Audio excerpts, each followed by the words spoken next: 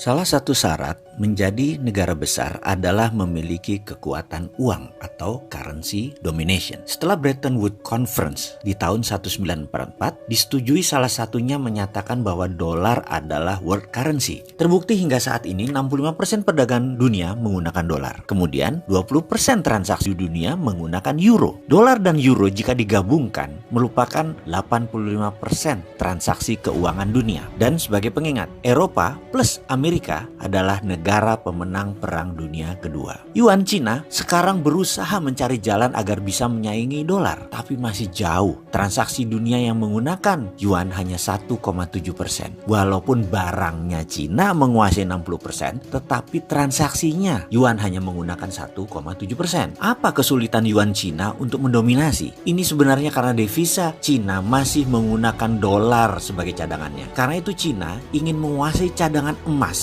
atau metal berharga dunia. Karena cadangan yang laku di dunia internasional selain dolar adalah logam mulia. Saat ini tercatat devisa Cina angkanya 3 triliun dolar. Sementara Indonesia angka cadangan devisanya adalah 120 billion dolar. Yang terbanyak dolar tersebut dipegang swasta lagi. Dari 120 billion itu, kita juga belum tahu sudah dihitung dengan hutang nasional belum. Alias kalau kita bayar hutang tersebut jangan-jangan cadangan devisanya nol. Kembali topik bahasan, yaitu currency domination. Ada hal yang di Baltimore, Amerika sering lakukan, yaitu simulasi currency warfare oleh Pentagon. Simulasi currency warfare itu banyak jurusnya. Misalnya di tahun 1977, 1981 ini malah bukan simulasi. Dolar ditebas hingga 50% nilainya. Dalam taktik perang, dolar tadi menggunakan strategi yang namanya dollar reset value. Ini bagian dari currency warfare. Selain mereset value-nya, ada juga strategi lain, yaitu dolar fisiknya diganti. Kalau fisiknya diganti, ya nilainya ikut diganti. Misalnya, mata uang dolar sekarang diganti dengan mata uang yang baru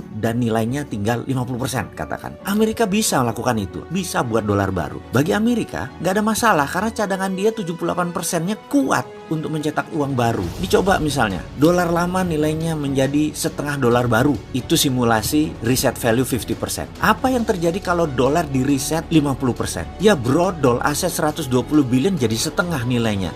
Yang tadinya bisa menghidupi 6 bulan kebutuhan bangsa Indonesia, sekarang cuma 3 bulan. Setelah itu kering dan pasti chaos di mana-mana. Dan apa yang terjadi dengan Cina? Sama persis seperti Indonesia, hanya impact-nya tidak sebesar Indonesia. Mengapa? Begini sederhananya. Kalau kita hidup punya tabungan besar, kita bisa hidup dari dividen tanpa gaji bulanan atau tanpa punya income bulanan. Tetap kita bisa hidup karena tabungan kita besar. Kita bisa invest kemana-mana. Atau sebaliknya, gaji kita bulanannya besar, pendapatan lain-lainnya besar. Kita taruh di saham, punya properti, kita punya multi streaming of income yang besar. Maka walau tanpa tabungan yang besar, kita tetap hidup layak. Cadangan devisa itu adalah tabungan deposito. Surplus trade balance itu multi streaming income. Indonesia cadangan devisanya besar nggak? Kemudian kita tanya lagi, Indonesia perdagangan surplus nggak? Oke, kita jawab sendiri ya, urusan itu nanti ya. Cina bagaimana? Cina begitu currency warfare diterapkan oleh Amerika dengan mereset value dolar yang menerbitkan dolar baru, didiskon 50%, maka cadangan devisa Cina benar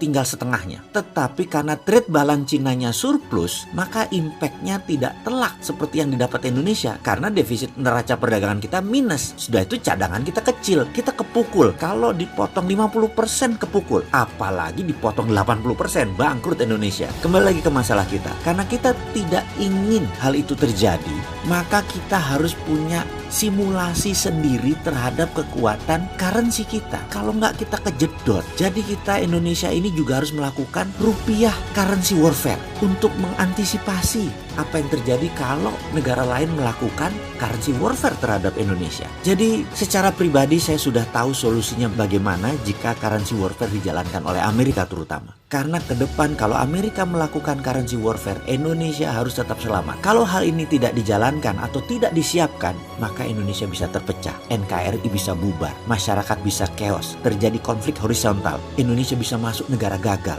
Bener deh, sekali lagi, counter strategi currency warfare harus sudah disiapkan. Dan apa susahnya sih manggil saya ke istana? Walau Sontoloyo begini kan saya NKRI garis lurus. Kasihan ya saya ngarep banget ketemu ke istana ngomongin negara.